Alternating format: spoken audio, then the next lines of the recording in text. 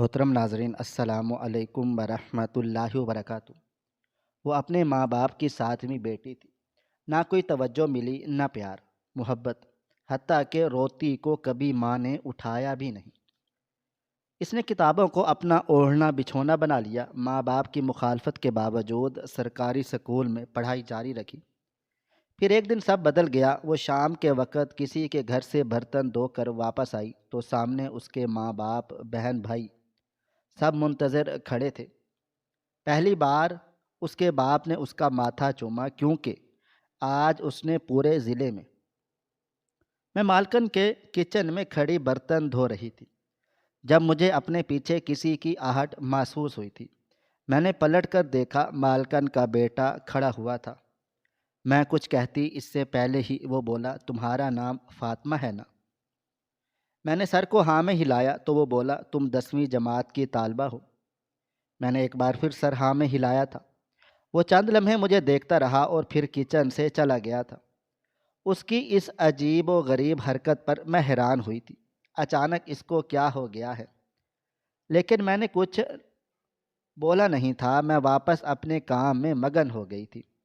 تقریباً 15 منٹ مجھے مزید اور لگے تھے اور میں نے برتن دھو دیے تھے۔ میں اب کچن سے باہر آئی تھی۔ ارادہ برآمدے کی جھاڑو لگانے کا تھا جب بڑی بیگم صاحبہ کی آواز میرے کان کے پردے سے ٹکرائی تھی، فاطمہ ادھر آؤ۔ میں جو جھاڑو ہاتھ میں لے چکی تھی اسے وہیں رکھ کر پہلے ہاتھ صاف کیے تھے اور پھر ان کے کمرے میں داخل ہوئی تھی۔ دونوں ماں بیٹے نہ جانے سر جوڑ کر موبائل فون میں کیا دیکھ رہے تھے۔ میرے آتے ہی بیگم صاحبہ بولی، تم 10ویں جماعت کی طالبہ ہو نا؟ ابھی تمہارے امتحان ہوئے تھے؟ میں نے سر ہاں میں ہلایا۔ وہ بولی، رزلٹ آ گیا ہے تمہارا، کچھ پتہ چلا کیا؟ رزلٹ آیا ہے؟ ان کی بات سن کر میرے چہرے پر مایوسی چھا گئی تھی۔ میں انہیں دیکھتے ہوئے بولی، بھائی کہتے ہیں بہت مشکل ہے میرا پاس ہونا، کیونکہ سرکاری اسکول میں بہت زیادہ کمپٹیشن ہے۔ مجھ سے بہتر اور بھی بچے موجود ہیں۔ گھر والوں کو لگتا ہے میں کلیئر نہیں ہو پاؤں گی۔ میری بات سن کر ان کا بیٹا بولا، لیکن تمہارا اپنا بھی تو کوئی مائنڈ ہوگا۔ تم نے خود پیپر لکھے ہیں، تمہیں اندازہ ہوگا تم نے کیسے پیپر دیے ہیں۔ تمہیں کیا لگتا ہے تم پاس ہو جاؤ گی؟ کسی اور کا مت سوچو، صرف اپنے دل کی بتاؤ۔ اس کی بات سن کر میں کچھ دیر خاموش رہی تھی اور پھر بولی، مجھے لگتا ہے شاید میں اچھے نمبروں سے نہیں مگر پاس ہو جاؤں گی، کیونکہ میں نے پورا پیپر کیا تھا، ایک سوال بھی نہیں چھوڑا تھا، بلکہ ہر سوال کو بہت ہی خوبصورتی سے لکھا تھا۔ باقی اللہ مالک ہے، مجھے اپنے رب پر پورا بھروسہ ہے، وہ مجھے پاس کروائے گا، کیونکہ میں نے تعلیم حاصل کرنے کے لیے بہت جد و جہد کی ہے۔ میری بات سن کر بیگم صاحبہ بولی، فی الحال یہ بتاؤ تم کیا کر رہی تھی؟ میں نے برآمدے کی طرف اشارہ کیا تھا اور بولی، جھاڑو لگا رہی تھی۔ آپ کو کوئی اور کام ہے بتا دے؟ میری بات سن کر وہ بولی، آج تو تم اپنا کام کرو، اپنا بیگ لو اور چھٹی کرو، کل آنا اور مجھے بتانا تمہارے ساتھ کیا ہوا ہے۔ جبکہ میں نے اس بار انہیں حیرت سے دیکھا تھا، یہ کس طرح کی باتیں کر رہی ہیں۔ ان کے چہرے پر ایک عجیب سی مسکراہٹ تھی۔ ان کا بیٹا بھی موبائل فون میں دیکھ مسکرا رہا تھا۔ نہ جانے کیوں ایک لمحے کے لیے مجھے ایسا محسوس ہوا یہ دونوں میرے متعلق کچھ جانتے ہیں، لیکن فی الحال میں نے کچھ بھی نہیں بولا تھا اور جی بیگم صاحبہ بول کر باہر آ گئی تھی۔ ہاتھ پانی سے صاف کیے تھے، بیگ لیا تھا اور گھر سے نکل گئی تھی۔ دل و دماغ میں کئی طرح کے خیالات آ رہے تھے۔ آخر یہ دونوں ماں بیٹے اس طرح برتاؤ کیوں کر رہے تھے؟ ان کا بیٹا کبھی مجھے سے مخاطب بھی نہیں کرتا تھا، بات کرنا تو بہت دور، وہ کسی ملازمہ کو دیکھنا بھی پسند نہیں کرتا تھا۔ آخر کو بڑی یونیورسٹی میں تعلیم حاصل کر رہا تھا، امیر باپ کا اکلوتا بیٹا تھا، اس کی بات نرالی تھی۔ خاندان کا کوئی بھی انسان آتا تھا اس لڑکے کو بہت اہمیت دیتا تھا، جس کے باعث اس کی ماں اپنے بیٹے کو لے کر حد سے زیادہ حساس تھی۔ راستے میں عجیب سی بے چینی ہو رہی تھی، ایسا لگتا تھا جیسے ہر شخص مجھے دیکھ رہا ہے، سب کی نظریں مجھ پر جمی ہوئی ہیں۔ کچھ لوگ موبائل میں دیکھ رہے تھے اور پھر مجھے مسکرا کر دیکھ رہے تھے۔ یہ انداز میرے لیے بہت عجیب سا تھا۔ میں جیسے ہی اپنی گلی میں داخل ہوئی، پڑوس کی خالہ جو گلی کی نکڑ پر کھڑی ہوئی تھی مجھے دیکھتے ہی چلائی تھی، ارے فاطمہ مبارک ہو، تم نے پورے ضلع کا نام روشن کیا ہے۔ مجھے یقین نہیں آ رہا کہ شہروز بھائی کی بیٹی اتنا بڑا نام روشن کر سکتی ہے۔ تم بہت اعلیٰ ہو۔ جبکہ میں فوراً بولی، خالہ ہوا کیا ہے، سب ٹھیک ہے؟ ایسا لگ رہا ہے جیسے سب مجھے ہی دیکھ رہے ہیں۔ میں نے کون سا نام روشن کیا ہے؟ میری بات سن کر وہ بولی، اپنے گھر جاؤ، وہاں جا کر پتہ چلے گا تم نے کون سا نام روشن کیا ہے۔ میرا دل چاہ رہا ہے میں اپنی بیٹی کا ماتھا چوم لوں۔ تو نے پورے محلے کو فخر محسوس کروانے پر مجبور کر دیا ہے۔ آج تیرے ماں باپ تجھے گود میں اٹھائیں گے، تو نے اتنا بڑا کارنامہ سر انجام دیا ہے۔ حالانکہ بات سن کر میں تھوڑا حیران ہوئی تھی، مگر فی الحال میں خاموشی سے اپنے گھر کے لیے روانہ ہو گئی تھی۔ ایک ایک قدم میرے لیے بہت بے چینی بھرا تھا۔ میں جیسے ہی اپنے گھر کے قریب جا پہنچی، حیرت کی انتہا نہیں رہی تھی۔ میرے تمام بھائی بہن، امی بابا دروازے پر ہی کھڑے ہوئے تھے۔ امی اور بڑی بہنیں باقاعدہ رو رہی تھی، بابا جان بھی نم آنکھوں سے مجھے ہی دیکھ رہے تھے۔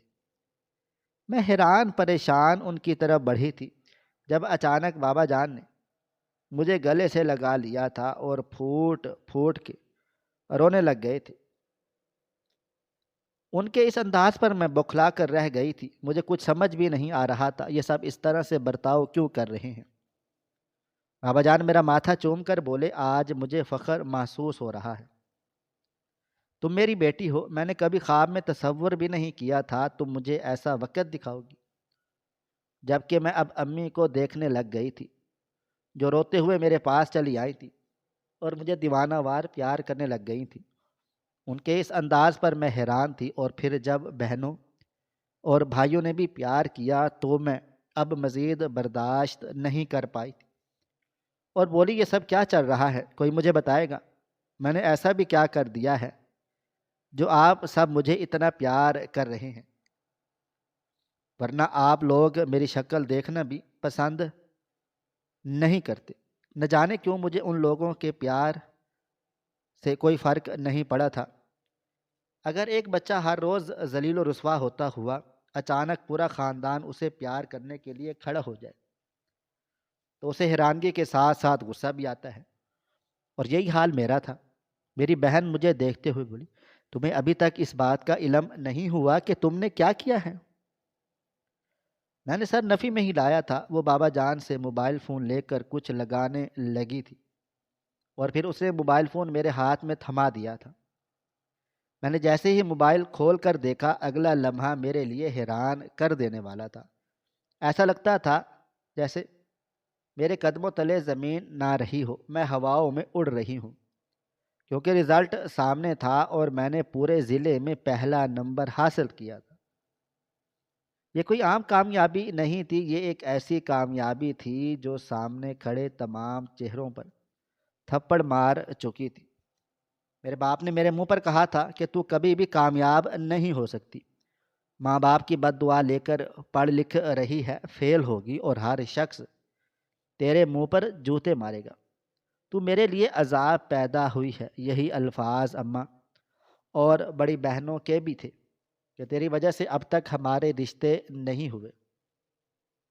بہنوں کا کہنا تھا کہ جب سے تو پیدا ہوئی ہے ہمارے گھر میں نحوست آ گئی ہے، تیرے پیدا ہوتے ہی میرا رشتہ ختم ہو گیا تھا، اور اب بھی حال کچھ ایسا ہی ہے۔ جبکہ میں اب ان سب کو دیکھ رہی تھی جو میرے صدقے واری جا رہے تھے، میں نے بے اختیار ادھر ادھر نظر دوڑائی تھی تو مجھے اصل حقیقت سمجھ آ گئی تھی۔ اتنی محبت کی کہ گاؤں کا سردار جو ہر کامیاب آنے والے بچے کو سراہتے تھے، ان کا ایک آدمی خاموشی سے تمام ماجرا دیکھ رہا تھا۔ یعنی اس لیے میرے ماں باپ میری اتنی فکر کر رہے تھے، مجھے اتنا پیار کر رہے تھے۔ میں نے موبائل واپس اپنی بہن کو دیا تھا اور خاموشی سے گھر کے اندر چلی گئی تھی۔ مجھے خوشی تھی، میں نے ضلع میں ٹاپ کیا ہے، لیکن میں حیران بھی تھی کہ کوئی اتنا گر کیسے سکتا ہے۔ ماں باپ اولاد سے پیار کرتے ہیں، ان کے لیے دنیا جہان ایک کر دیتے ہیں۔ اولاد کتنی ہی کیوں نہ ہو، ماں باپ کے لیے سب ایک برابر ہوتی ہیں۔ لیکن مجھے ہمیشہ ہی نیچا دکھایا گیا تھا۔ میں کیوں ان لوگوں سے نفرت نہ کرتی؟ میں اپنے کمرے میں آ کر بیٹھ گئی تھی۔ چند لمحے میں اپنے کمرے میں ہی بیٹھی رہی تھی۔ باہر سے ان سب لوگوں کی آوازیں آ رہی تھی جو میری تعریف کر رہے تھے۔ امی بار بار مجھے آواز دے کر بلا رہی تھی، لیکن میرا دل سب سے اچاٹ ہو گیا تھا۔ کہنے کو میری 4 بڑی بہنیں تھیں، لیکن اس کے باوجود ان 4 بہنوں نے ہمیشہ مجھے اکیلا محسوس کروایا تھا۔ مجھے ایک سٹور نما چھوٹا سا کمرہ دیا ہوا تھا جہاں میں اپنی زندگی گزار رہی تھی۔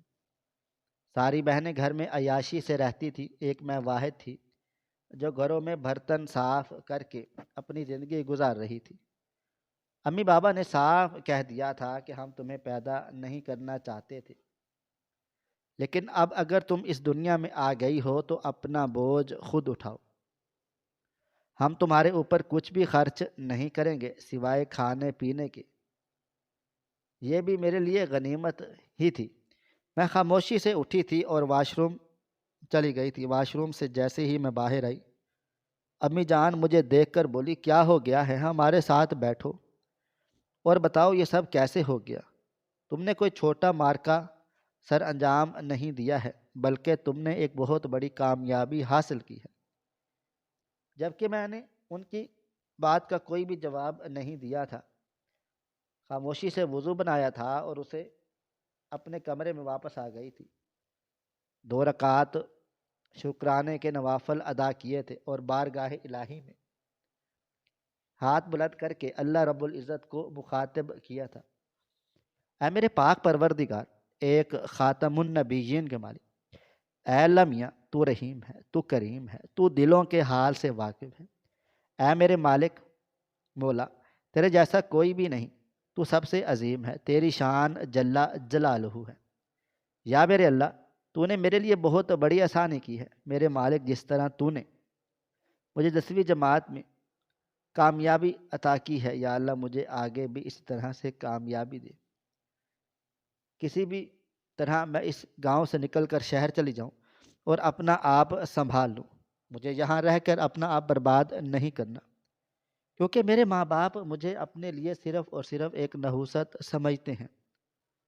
اللہ تعالیٰ کی بنائی ہوئی کوئی شے منحوس نہیں ہوتی۔ ہر دن خوبصورت ہے، ہر دن بہترین ہے، ہر انسان اچھا ہے، ہر مخلوق اللہ کی بنائی ہوئی خوبصورت ترین ہے۔ ہم کوئی بھی نہیں ہوتے اللہ کی بنائی ہوئی چیز کو اس طرح کہنے والے۔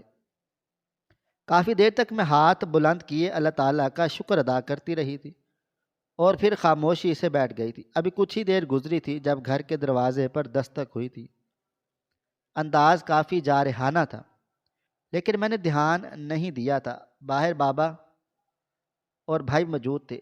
چند لمحے بعد بابا نے دروازے پر دستک دی تھی اور بولے، دروازہ کھولو، سردار صاحب آئے ہیں اور تمہیں باہر بلا رہے ہیں۔ بابا جان کی بات سن کر اگلا لمحہ میرے لیے پریشانی بھرا تھا۔ میرا ارادہ بھی کسی سے ملاقات کرنے کا نہیں تھا، لیکن اب یہ سن کر میں مجبور ہو گئی تھی کہ کچھ بھی ہو جائے سردار صاحب کو کوئی نظر انداز نہیں کر سکتا۔ گاؤں میں کچھ اصول ہیں، سردار کی عزت کرنا ہر ایک شخص پر لازم ہے، اور بابا سردار صاحب کے پاس کام بھی کرتے تھے، اس لیے مجبوراً مجھے دروازہ کھولنا پڑا تھا۔ وہ ہمارے چھوٹے سے گھر میں بیٹھے ہوئے تھے۔ میں نے ان کو سلام کیا تو وہ فوراً کھڑے ہوئے تھے اور میرے سر پر شفقت سے ہاتھ رکھا تھا اور بولے، ہمیں یقین ہی نہیں آ رہا کہ آپ نے ضلع کا نام روشن کیا ہے۔ میں نے کئی لوگوں کے منہ سے سنا ہے کہ آپ کے گھر والے آپ کو زیادہ پسند نہیں کرتے۔ کیا آپ میرے ساتھ میرے گھر چلیں گی؟ آپ کی ہر خواہش کو میں پورا کروں گا، آپ کا جو دل چاہے آپ کر سکتی ہیں۔ میرے کہنے کا مطلب ہے، آپ آگے پڑھائی جاری رکھنا چاہتی ہیں، آپ اس کے علاوہ اور بھی کچھ کرنا چاہیں آپ کر سکتی ہیں۔ مجھے یقین نہیں آ رہا تھا کہ گاؤں کی ایک ایسی بیٹی نے جس کے ماں باپ بھی ساتھ نہ ہوں، اس نے اپنے بل بوتے پر اتنا بڑا مارکا سر انجام دیا ہے۔ اس کو ایسی آفر ضرور ملنی چاہیے۔ میں نے اپنے بابا جان کی طرف دیکھا، ان کی آنکھوں میں چمک تھی۔ یہی حال اماں کا تھا۔ میرا دل کیا میں انکار کر دوں، لیکن اچانک میرے دل میں لالچ پیدا ہو گئی تھی۔ اگر واقعی میں سردار کے ساتھ ان کی حویلی چلی گئی، میری زندگی بدل سکتی تھی۔ مجھے شان و شوکت نہیں چاہیے تھی، مجھے اپنے بل بوتے پر سب کچھ حاصل کرنا تھا۔ لیکن فی الحال مجھے کامیابی کی سیڑھی ضرور چاہیے تھی، جسے چڑھ کر میں آگے بڑھ سکوں۔ اور اس وقت مجھ میں لالچ پیدا ہو گئی تھی۔ میں انہیں دیکھتے ہوئے بولی، مجھے منظور ہے، میں تعلیم حاصل کرنا چاہتی ہوں، میں اپنے پاؤں پر کھڑی ہونا چاہتی ہوں، مجھے اعلیٰ تعلیم حاصل کر کے وکیل بننا ہے۔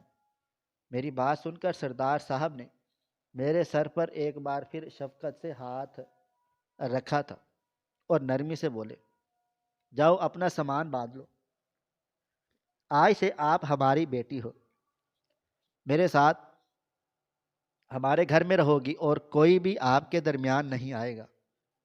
اگر آپ اپنے ماں باپ سے ملاقات نہیں کرنا چاہتی تو یہ آپ کی اپنی مرضی ہوگی، آپ سے کوئی بھی زور زبردستی نہیں کرے گا۔ میں نے امی بابا کو دیکھا تھا، ان کے چہرے پر ایک عجیب سی امید تھی۔ میں نے بے اختیار سر ہاں میں ہلا دیا اور انہیں دیکھتے ہوئے بولی، میں ان لوگوں سے نہیں ملنا چاہوں گی۔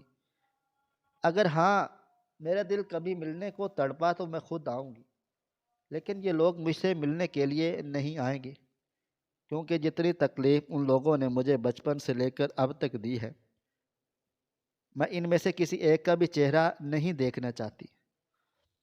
سردار صاحب نے حیرت سے میری آنکھوں میں دیکھا تھا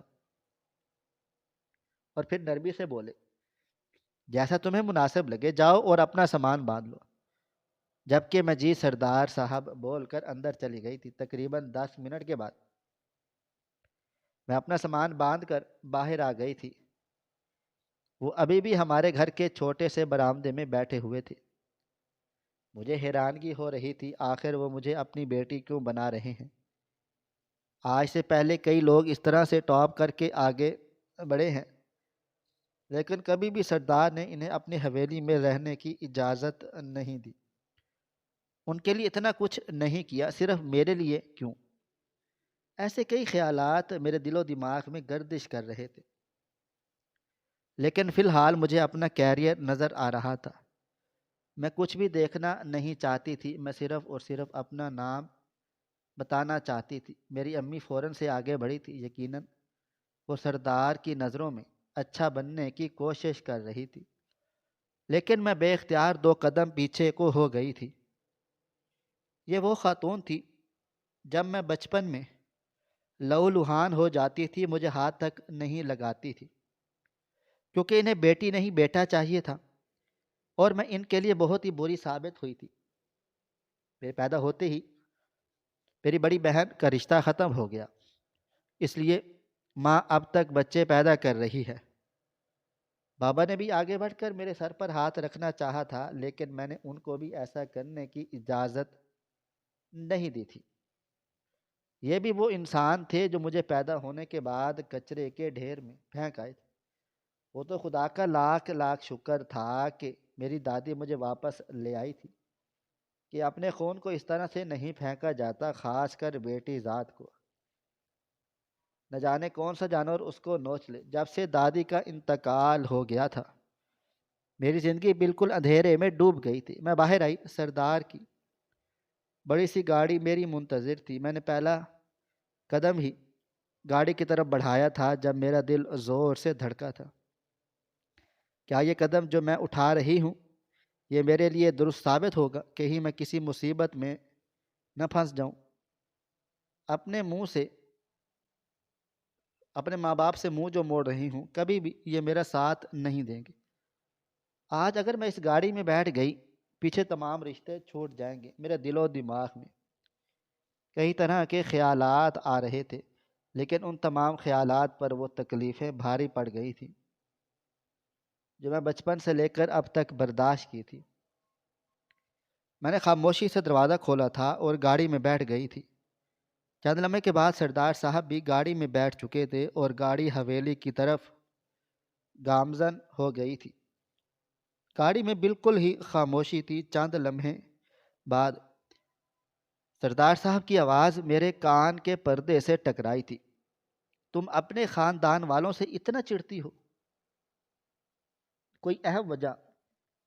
میں چند لمحے خاموش رہی تھی اور پھر میں اتنا بولی تھی کہ جن لوگوں پر مان ہو، جن سے امید ہو کہ وہ محبت دیں گے، وہ پیار دیں گے، لیکن اگر وہ دھدکار دیں تو اولاد کتنی ہی عظیم کیوں نہ ہو، ماں باپ کا چہرہ تک نہیں دیکھنا چاہتی۔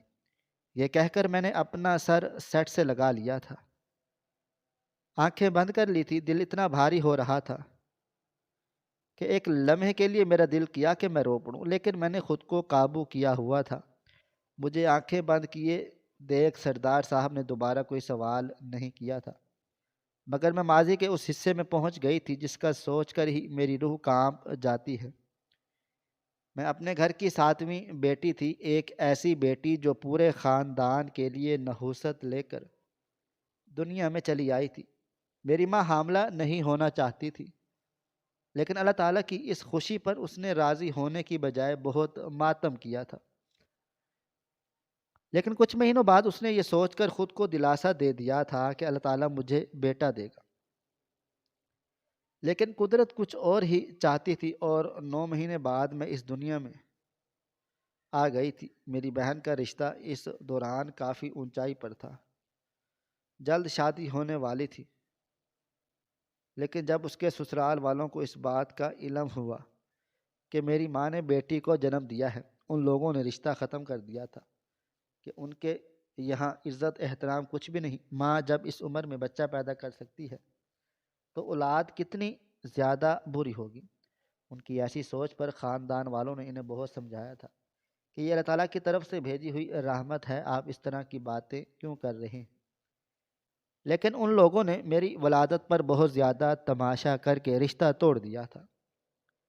امی جان بہت زیادہ روئی تھی، ان کو بڑی بہن سے بہت زیادہ محبت تھی۔ انہوں نے غصے میں مجھے ایک طرف پھینک دیا تھا۔ میں رو رہی تھی، تڑپ رہی تھی، مجھے دودھ چاہیے تھا، بھوکی تھی، لیکن ان کی نفرت کی آگ نے مجھے ہاتھ لگانے بھی نہیں دیا تھا۔ بابا جان بھی بڑی باجی سے بہت زیادہ پیار کرتے تھے۔ انہوں نے غصے میں مجھے اٹھایا اور ہمارے گھر کے پیچھے کچرے کے ڈھیر میں مجھے پھینک کر آ گئے تھے۔ خدا میری دادی کو جنت نصیب کرے۔ ان کو جب اس بات کا علم ہوا کہ ان کے خاندان کی بیٹی کو کچرے کے ڈھیر میں اس لیے پھینک دیا گیا کیونکہ وہ 7ویں بھی بیٹی پیدا ہوئی ہے، وہ فوراً سے مجھے لینے پہنچ گئی تھی اور سیدھا اپنے گھر لے گئی تھی۔ وہیں پر انہوں نے مجھے باہر کا دودھ دیا تھا جس کے باعث میری زندگی تھوڑی سی بحال ہو گئی تھی۔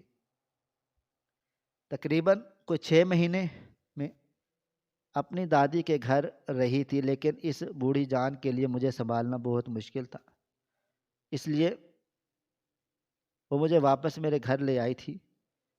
امی بابا نے صاف انکار کر دیا تھا کہ ہم اس کو اب نہیں اپنائیں گے۔ جب ہم اسے کچرے میں پھینک چکے تھے، آپ کو اٹھانے کی کیا ضرورت تھی؟ اس وقت میری دادی میرے لیے خوب لڑی تھی۔ کس طرح کی باتیں کر رہے ہو؟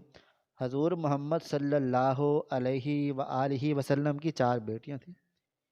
انہوں نے عرب میں لوگوں کو سمجھایا کہ بیٹیوں کو سینے سے لگاؤ، زندہ زمین میں دفن نہیں کرو۔ تم ایسا کیسے کر سکتے ہو؟ سوچ سکتے ہو مسلمان ہو کر تمہاری ایسی سوچ؟ لیکن بابا جان نے صاف کہہ دیا تھا کہ اگر یہ اس گھر میں رہے گی تب بھی ہم اس میں کا کوئی بھی خاص خیال نہیں کرے گا۔ لیکن اس وقت میری بہن دوسری نے مجھے اپنے سینے سے لگا لیا تھا۔ شاید خون کی کشش تھی یا دنیاوی دکھاوا، اس نے مجھے گود میں لے کر دادی کو پرسکون کر دیا تھا۔ بعد میں اس بات کا بھی خلاصہ ہو گیا کہ دادی نے اسے سونے کی بالیاں تحفے میں دینے کا وعدہ کیا تھا، جس کے باعث اس نے مجھے سنبھالنے کی حامی بھر لی تھی۔ وقت دھیرے دھیرے گزرتا چلا جا رہا تھا، وقت پر مجھے کھانا دے دیا جاتا تھا، لیکن کبھی کبھی ایسا ہوتا تھا کہ ایک بچی ہی ننھی سی جسے بولنا بھی نہیں آتا، اسے آدھا آدھا دن کھانا نہیں دیتے تھے۔ ایک دفعہ میں سیڑھیوں سے گر گئی، میرا سر لہو لہان ہو گیا، لیکن میری ماں کو کوئی فرق نہیں پڑا تھا۔ وہ سامنے بیٹھی بس مجھے دیکھے جا رہی تھی اور پھر نفرت سے رخ موڑ کو پھیر لیا تھا۔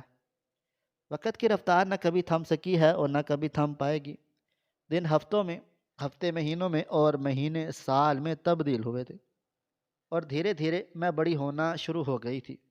ہمارے خاندان میں پڑھنے لکھنے کا رواج نہیں تھا، لیکن جیسے ہی مجھے شعور آنے لگا، میں دادی کے ساتھ جا کر سرکاری اسکول میں لگ گئی تھی۔ ہر شخص نے مجھ سے رشتہ توڑ دیا تھا۔ میں نے اپنی زندگی کو پڑھائی میں ہی محدود کر لیا تھا۔ گھر کا ایک کونا میرے لیے مختص تھا جہاں میں اپنی زندگی کاٹ رہی تھی۔ میں جب 8ویں جماعت میں پہنچی، دادی کا انتقال ہو گیا تھا۔ مجھے اب پڑھائی کے لیے پیسے کون دے گا؟ ان کے انتقال والے دن سب سے پہلا خیال مجھے میرے دل میں یہی آیا تھا کہ میں اتنی بڑی نہیں تھی کہ ان کے دکھ میں مر جاتی یا ان کے دکھ میں ختم ہو جاتی۔ میرے اپنے دکھ بہت زیادہ تھے۔ اس وقت میں نے سوچ لیا تھا میں گھروں میں کام کاج کر کے اپنی پڑھائی کو جاری رکھوں گی۔ انسان کو اگر کچھ چاہیے تو وہ خود محنت کرے، کسی کے سہارے وہ کبھی کچھ نہیں کر سکتا۔ یہ سب سے یہ امید لگائے کہ وہ یہ مجھے پیسے دے گا، تب ہی میں یہ کچھ کر پاؤں گی۔ اگر آپ کو کوئی پیسے نہیں دے رہا تو آپ کو ہی ہاتھ پاؤں مارنے ہوں گے۔ میں نے ہمت کی تھی اور اگلے ہی دن کام لگا لیا تھا۔ بابا جان کو جب یہ بات معلوم ہوئی، انہوں نے مجھے اس دن چپل سے مارا تھا کہ تم میری ناک کٹواؤ گی؟ پہلے ہی تم سکول جا کر ہمیں کہیں کا بھی نہیں چھوڑ رہی ہو، اور اب لوگوں کے گھروں میں چاکری کرو گی؟ یہ نوبت آ گئی ہے۔ لیکن میں نے ان کی بات کا کوئی بھی جواب نہیں دیا تھا، بس خاموشی سے مار کھاتی رہی تھی۔ آخر کیا کرتی؟ مجھے ہر قیمت پر اپنی پڑھائی جاری رکھنی تھی۔ جب میری پہلی تنخواہ آئی، امی نے صاف کہہ دیا تھا کہ آدھی تنخواہ تمہیں ہمیں دینی ہوگی، اگر یہاں رہنا ہے تو پیسے چاہیے۔ میرے پاس اتنے ہی پیسے تھے کہ میں اپنا کورس خرید لیتی۔ پہلی تنخواہ میں نے امی کو نہیں دی اور چپ چاپ جا کر اپنی کتابیں لے کر آ گئی تھی۔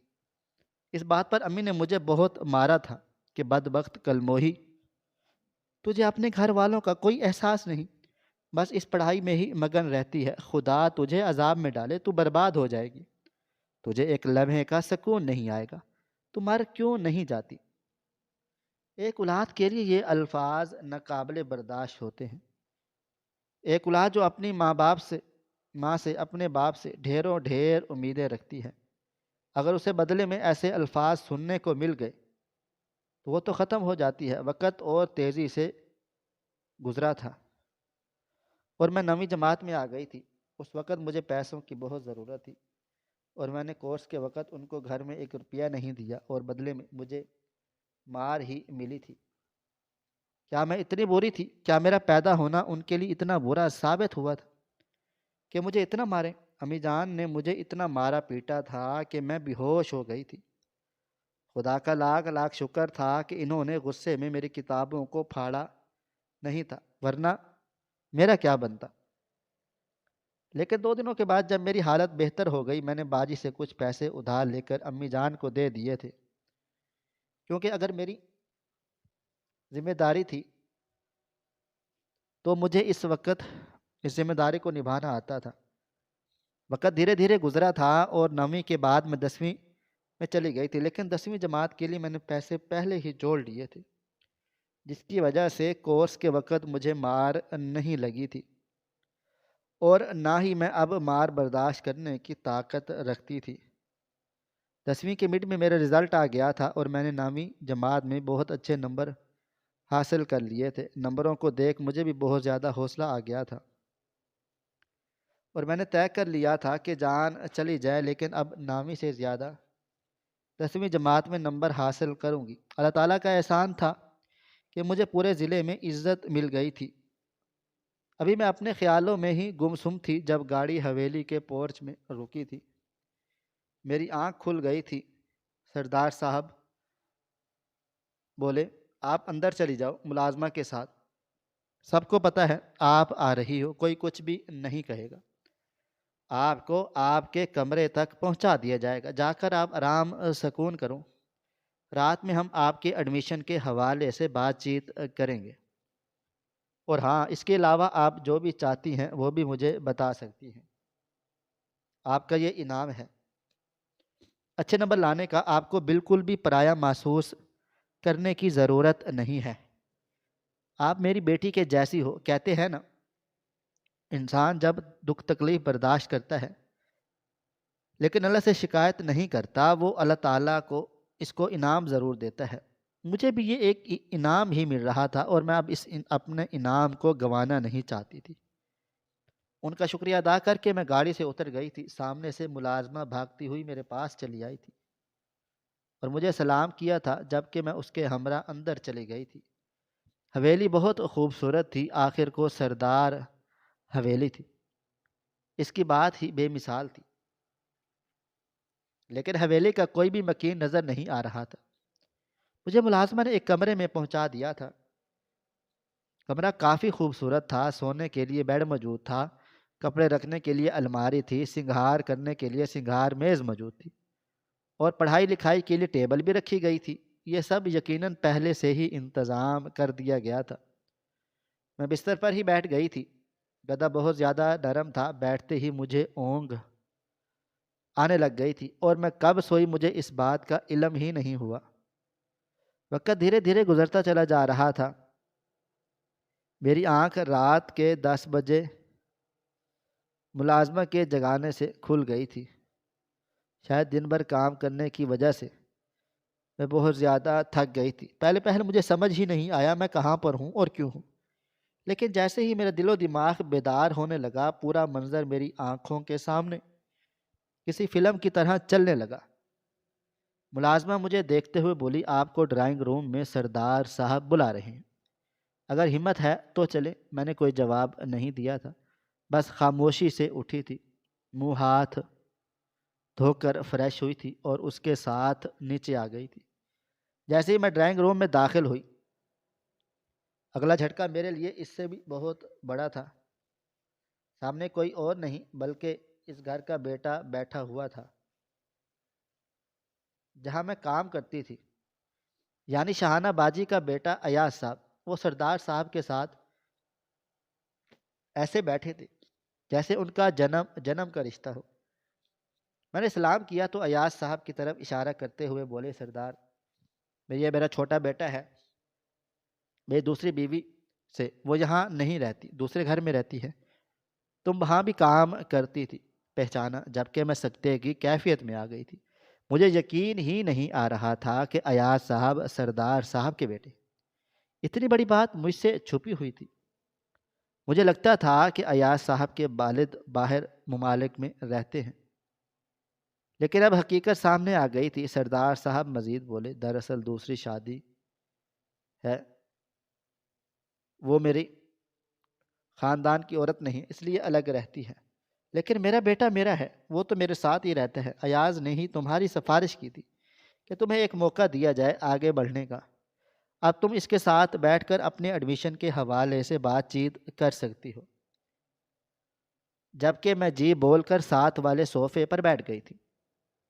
کچھ دیر کمرے میں خاموشی رہی تھی اور پھر وہ بولے، اچھا مجھے یہ بتاؤ تم کس فیلڈ میں جانا چاہتی ہو؟ بابا جان بتا رہے ہیں تم وکیل بننا چاہتی ہو، یعنی تمہیں آرٹس لینی چاہیے، آگے جا کر آرام سے تمہیں وکالت کی فیلڈ میں ایڈمیشن مل جائے گا، لیکن اگر میرا کہا مانو تو تم انجینئرنگ لے لو، تم بہت کامیاب ہوگی، تمہارا ذہن بہت تیز ہے۔ جو لڑکی ایسے ماحول میں اتنی کامیاب ہو سکتی ہے وہ کچھ بھی کر سکتی ہے، لیکن میں نے سر کو نفی میں ہلا دیا تھا۔ میرا خواب تھا کہ میں وکیل بنوں، میں اتنی آسانی سے اپنے خواب کو بیچ نہیں سکتی تھی، بیچ میں چھوڑ بھی نہیں سکتی تھی۔ میرے انکار کرنے پر وہ بولا، بہت خوب، تمہارا کانفیڈنٹ ہونا مجھے متاثر کر رہا ہے، لیکن دیکھو اپنی مرضی چلا کر کوئی غلط فیصلہ نہیں لے لینا۔ لیکن میں نے صاف منع کر دیا تھا کہ جو میں فیصلہ لے چکی ہوں میں اسی پر قائم رہوں گی۔ میری بات سن کر اس نے مجھے کافی کالج وغیرہ کے نام اور ان کے طور طریقے سمجھا دیے تھے، جبکہ میں نے صرف اتنا بولا تھا کہ مجھے صرف ایک ایسے کالج میں داخلہ چاہیے جہاں سے میں بآسانی اپنی ڈگری حاصل کر سکوں۔ کالج اچھا ہو یا برا میرے لیے یہ معنی نہیں رکھتا، بلکہ یہ ایک اسٹوڈنٹ پر ہوتا ہے کہ وہ اچھے نمبر حاصل کیسے کرے۔ میں نے جب سرکاری اسکول میں تعلیم حاصل کر کے اچھے نمبر حاصل کیے ہیں تو میں کسی بھی جگہ پر پڑھ لکھ کر اچھے نمبر لے سکتی ہوں۔ بس پڑھائی کا جنون ہونا چاہیے جو مجھ میں بہت ہے۔ میں نے زندگی کو بہت قریب سے دیکھا ہے، تکلیفوں کو بہت اندر تک محسوس کیا ہے۔ میں جانتی ہوں محرومی انسان کو ختم کر دیتی ہے، اس لیے محرومی کو میں خود پر کبھی حاوی نہیں ہونے دوں گی۔ اگر مجھے پڑھنے کا موقع ملا ہے تو میں اس موقع کو کبھی ضائع نہیں ہونے دوں گی۔ میری بات سن کر وہ ہلکا سا مسکرا دیا تھا اور بولا، کوئی تقریباً 15 دنوں بعد تمہارا ایڈمیشن شروع ہوگا، تم بے فکر رہو، میری ذمہ داری ہے، تم آگے جاؤ گی اور میں تمہارے ساتھ ہر لمحہ کھڑا ہوں۔ تمہیں کسی بھی طرح پڑھائی کے لیے مدد چاہیے، میں تمہاری مدد کروں گا۔ جبکہ میں نے اب حیران ہو کر اس کی شکل دیکھی تھی، آخر وہ میرے لیے اتنا کیوں کر رہا تھا؟ بے شک میں ایک اچھی طالبہ تھی، لیکن آج کل کے دور میں کون کس کا اتنا کرتا ہے، چاہے وہ کتنا ہی عظیم کیوں نہ ہو۔ فی الحال میں نے کوئی سوال جواب نہیں کیا تھا، مجھے صرف اور صرف اپنی پڑھائی لکھائی پر دھیان دینا تھا۔ وقت کی رفتار نہ کبھی تھام سکی ہے اور نہ کبھی تھام پائے گی۔ دن ہفتوں میں اور ہفتے مہینوں میں اور مہینے سال میں تبدیل ہونا شروع ہو گئے تھے۔ میں نے انٹر کی ڈگری حاصل کر لی تھی۔ میں ہفتے میں 3 دن کالج چلی جاتی تھی اور یہ 3 دن مجھے ایاز ہی چھوڑنے کالج جاتا تھا۔ کہنے کو حویلی سے کالج بہت دور تھا، لیکن اس نے کبھی بھی اپنے ماتھے پر بل نہیں ڈالا تھا، یہ اس کی بہت بڑی بات تھی۔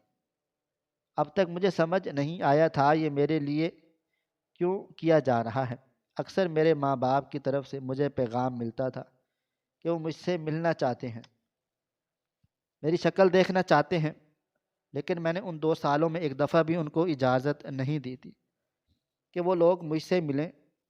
یقیناً انہیں پیسوں کا لالچ تھا اور میں اب ان سے نہیں ملنا چاہتی تھی۔ وقت اور تیزی سے گزرتا چلا گیا تھا اور میرا داخلہ یونیورسٹی میں ہوا تھا۔ یہ میری زندگی کی سب سے بڑی کامیابی تھی۔ ایاز بہت آگے بڑھ چکا تھا، اس کا کاروبار آسمان کی بلندیوں پر پہنچ چکا تھا، وہ بہت ہی ذہین انسان تھا۔ اس کو کاروبار آگے پہنچانے میں ذرا برابر بھی پریشانی نہیں آئی تھی، اور پھر جب باپ گاؤں کا سردار ہو تو اولاد کو پریشانی کیسے ہو سکتی ہے؟ مجھے لگا تھا کہ جب اس کا کاروبار اونچائی کی بلندیوں پر چلا جائے گا وہ مجھے بھول جائے گا، لیکن ایسا نہیں ہوا تھا۔ اس کا ہی ملازم مجھے روز یونیورسٹی چھوڑنے چلا جاتا تھا۔ اس حویلی میں لائے مجھے سردار صاحب تھے، لیکن میری زندگی کو بنانے والا ایاز تھا۔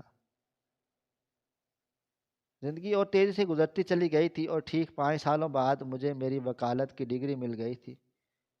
مجھے معلوم تھا کہ اب آرام سکون سے مجھے نوکری بھی مل جائے گی، کیونکہ کہتے ہیں نا، جب انسان اتنی تکلیفیں برداشت کر لے تو اسے آسانی ملنا شروع ہو جاتی ہے۔ آج معمول کا ہی دن تھا، میں اپنے کمرے میں بیٹھی اپنے تمام کاغذات دیکھ رہی تھی جو میں نے اس گھر میں رہتے ہوئے بنائے تھے، جب اچانک کمرے کے دروازے پر دستک ہوئی تھی اور ایاز اندر داخل ہوا تھا۔ اس کو دیکھتے ہی میں فوراً سے اپنی جگہ سے کھڑی ہو گئی تھی۔ کہنے کو مجھے یہاں رہنے تے ہوئے 6 سال بیت گئے تھے، لیکن ان 6 سالوں میں جتنی اپنائیت مجھے اس ایک انسان سے ہوئی تھی اس کے علاوہ میں کسی سے نہیں تھی۔ کسی سے میں بات کرنا بھی پسند نہیں کرتی تھی۔ میں اب تک اسے ایاز صاحب ہی کہتی تھی۔ میں کچھ کہتی اس سے پہلے ہی وہ بولا، کیا تم میرے ساتھ کہیں چلو گی؟ آج تمہاری ڈگری مکمل ہو گئی ہے تو تم وکیل بن چکی ہو، جلد چیمبر میں بیٹھنا شروع کرو گی، زندگی بدلنا شروع ہو جائے گی۔ لیکن اس سے پہلے میں تمہیں کچھ کہنا چاہتا ہوں، تمہیں کچھ میں بتانا چاہتا ہوں، کیا تم میری بات سنو گی؟ نفع ہو رہا ہو پوری زندگی میں، جتنا ساتھ آپ نے میرا دیا ہے، آپ کو لگتا ہے کہ میں آپ کی بات نہیں سنوں گی؟ اس پڑھائی سے مجھ میں بہت زیادہ کانفیڈنٹ آ گیا، میں پہلے کی طرح خاموش نہیں رہتی تھی، بلکہ اپنے حق میں بول بھی سکتی تھی اور دوسروں کو اس کی اوقات بھی یاد دلا سکتی تھی۔ جتنی تکلیفیں میں نے برداشت کی تھیں، ان تکلیفوں نے مجھے وقت سے پہلے ہی بہت بڑا کر دیا تھا۔ میں نے ان کے ہمراہ گھر سے باہر نکل گئے تھے، وہ اپنی گاڑی میں بٹھا کر مجھے گاؤں کی گلیوں سے گزارتا ہوا اپنے گھر لے گیا تھا، جہاں میں کچھ سال پہلے نوکری کر کے اپنی زندگی گزار رہی تھی۔ میں جیسے ہی اس گھر کے سامنے رکی، مجھے 6 سال پرانا وہ وقت یاد آ گیا جس دن میں یہاں سے نکل کر اس منزل کے لیے روانہ ہوئی تھی، جہاں میں اب پہنچ چکی تھی۔ وہ مجھے گاڑی سے اتارتے ہوئے بولا، آؤ اندر آؤ، تمہیں کچھ دکھانا ہے۔ یہ کہہ کر اس نے گھر کا دروازہ کھولا تھا۔ جیسے ہی میں گھر میں داخل ہوئی، میرے لیے سب کچھ حیران کن تھا۔ سامنے بہت ہی خوبصورت طریقے سے اس نے ڈیکوریشن کیا ہوا تھا، غبارے، پھول، کیک اور انگوٹھی رکھی ہوئی تھی۔ میں تھوڑا سا حیران ہو گئی تھی کہ اچانک سے جب وہ میرے سامنے گھٹنوں کے بل بیٹھ گیا تھا اور میرا ہاتھ تھام کر بولا، میں جانتا ہوں تمہارے لیے یہ سب کچھ حیران کن ہوگا، لیکن آج میں خاموش نہیں رہوں گا۔ 6 سال میں نے تمہارے اس وقت کا انتظار کیا ہے۔ میں جانتا ہوں میں تم سے پورے 8 سال بڑا ہوں، لیکن میں تم سے بہت زیادہ محبت کرتا ہوں۔ مجھے تم سے محبت اس دن ہو گئی تھی جب تمہارا رزلٹ آیا تھا اور میں نے تمہیں غور سے دیکھا تھا۔ تم بہت خوبصورت کے ساتھ ساتھ بہت زیادہ ذہین بھی ہو۔ میں نے جب تمہارے بارے میں امی جان سے دریافت کیا، تب مجھے معلوم ہوا تھا کہ تم کتنی تکلیفیں خود پر برداشت کر کے یہاں تک پہنچی ہو۔ تب میرے دل نے بولا تھا کہ میرے لیے تم سے بہتر لڑکی اور کوئی ہو بھی نہیں سکتی۔ میں نے بھی اپنا بچپن بہت تکلیفوں کی نظر گزارا ہے، لیکن تمہارا مقابلہ نہیں کر سکتا۔ میرے باپ نے دوسری شادی کی اور میری ماں نے سمجھوتا کرنا شروع کر دیا کیونکہ میں دنیا میں آ گیا تھا۔ خدا کا لاکھ لاکھ شکر تھا کہ مجھے ماں باپ کا پیار ملا، لیکن ان کا ساتھ نہیں ملا۔ لیکن تمہارے ساتھ تو سب کچھ الٹ ہوا ہے، نہ ماں باپ کا ساتھ ملا اور نہ ان کا پیار۔ اس لیے میں تمہیں ہر وہ محبت دینا چاہتا ہوں جس کی تم مستحق ہو۔ کیا تم مجھ سے شادی کرو گی؟ کیا میری زندگی میں شامل ہو کر کیا مجھے مکمل کر دو گی؟ میں وعدہ کرتا ہوں میں کبھی بھی تمہارے اور تمہارے کیریئر کے درمیان نہیں آؤں گا، یہ میرا وعدہ ہے، لیکن اس سے پہلے تمہیں مجھ سے شادی کرنی ہوگی۔ میں اب مزید تمہارے بغیر نہیں رہ سکتا۔ جبکہ ایسا لگتا تھا جیسے وہ میری باتیں اپنی زبان سے بول رہا ہو۔ ان 6 سالوں میں جتنی محبت مجھے ایاز سے ہوئی تھی، اتنی محبت مجھے کسی سے بھی نہیں ہوئی تھی، شاید مجھے اپنے آپ سے بھی نہیں ہوئی تھی۔ اور میں اس کے ساتھ نیچے زمین پر ہی بیٹھ گئی تھی اور اس کے ہاتھ تھام کر بولی، میں اکثر سوچتی رہتی تھی کہ اپنے دل کی بات آپ سے بولوں، لیکن میں خاموش ہو جاتی تھی، صرف یہ سوچ کر کہ آپ اور میں دو الگ انسان ہیں۔ آپ بہت عظیم اور میں ایک لاچار ہوں جس کو آپ سہارا دے رہے ہیں، لیکن اگر آپ مجھ سے محبت کرتے ہیں تو میں آپ سے کئی گنا زیادہ کرتی ہوں۔ میں آپ سے شادی کرنا چاہتی ہوں، میں آپ کی ہم سفر بننا چاہتی ہوں، مجھے آپ کا ساتھ منظور ہے۔ میں آپ سے شادی کروں گی، لیکن میں آپ سے یہ پوچھنا چاہتی ہوں کہ آپ نے میرے لیے اتنا کچھ کیوں کیا؟ مجھے تو اس بات کا اندازہ ہو چکا ہے کہ سردار صاحب نے مجھے پڑھایا لکھایا نہیں ہے، بلکہ یہ سب کچھ آپ نے کیا ہے۔ آپ چاہتے تو مجھے اس گھر میں بھی رکھ سکتے تھے، لیکن حویلی میں کیوں رکھا؟ میری باتیں سن کر وہ کچھ دیر خاموش رہا اور پھر بولا، تجھے اندازہ بھی تھا کہ تمہیں سب کچھ پتہ چل چکا ہوگا۔ میں نے صرف اور صرف اس لیے کیا تھا کہ میں تمہارے ماں باپ کو دکھانا چاہتا تھا تم اکیلی نہیں ہو، تمہارے ساتھ بہت سارے لوگ ہیں جو تم سے بہت پیار محبت کرتے ہیں، اور تم سردار حویلی میں اس لیے ٹھہرائی گئی تھی کہ کبھی بھی تمہیں اپنا آپ حقیر محسوس نہ ہو۔ اس گھر میں تمہارے ساتھ ماں باپ آ سکتے ہیں، لیکن حویلی میں کوئی نہیں آ سکتا۔ وہاں رکھنے کی وجہ تھی، جبکہ میں نے روتے ہوئے اپنا سر اس کے سر سے ٹکا دیا تھا اور اس کا پرپوزل ایکسیپٹ کر لیا تھا۔ ناظرین، آپ کو ہماری آج کی کہانی کیسی لگی؟ کومنٹ باکس میں اپنی رائے کا اظہار ضرور کریں۔ خواہش صرف اتنی ہے کہ کچھ الفاظ لکھوں جس سے کوئی گمراہی کے راستے پہ جاتے جاتے رک جائے، اور نہ بھی رکے تو سوچ میں ضرور پڑ جائے۔ پیارے دوستوں، امید کرتا ہوں کہ آپ کو یہ ہماری کہانی پسند آئی ہوگی۔ کہانی پسند آئی ہو تو ویڈیو کو لائک کریں، کومنٹس کریں، شیئر کرنا بالکل بھی نہ بھولیں۔ اور ہاں، اگر آپ لوگ اس چینل پر نئے ہیں تو ہمارے چینل ہرارہ انفو کو سبسکرائب ضرور کر لیں اور نوٹیفیکیشن کو ضرور دبا دیں تاکہ آنے والی کہانی سب سے پہلے آپ کو مل سکے۔ ملتے ہیں کل ایک نئی اور دلچسپ کہانی کے ساتھ، تب تک اپنا ڈھیر سارا خیال رکھیے گا۔ اللہ حافظ۔